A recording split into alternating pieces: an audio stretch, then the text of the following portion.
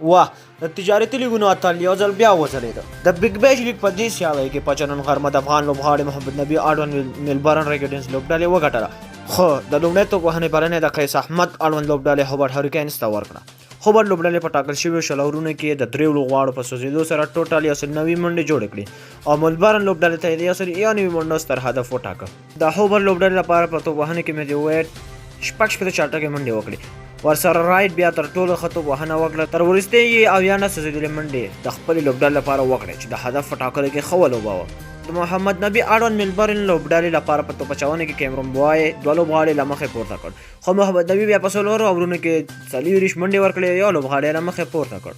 میلبرن لوبډلې د ټاکل شوي 191 منډو هدف په ځواب کې ټوټل 180 منډې جوړې کړې او سیالۍ په وروستۍ په شلمه اوور کې په 4 منډو وبایلله. د میلبرن لوبډلې لپاره په توپ وهنه کې که څه هم درې لوبغاړي نیمڅلې دي وهلې، محمد نبي په 13 توپونو باندې 3 چټکې منډې وکړې، 4 سترې شپږیزې او 4 څلوریزې ووهلې، خو په وروستۍ کې وسوځېد او لوبډلې له ماتې ونه ژغورله.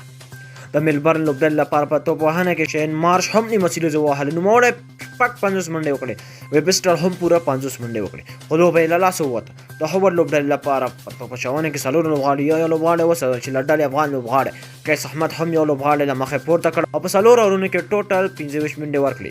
دا سیالۍ د قیس احمد اړوند لوبډلې په 4 منډو وګټله.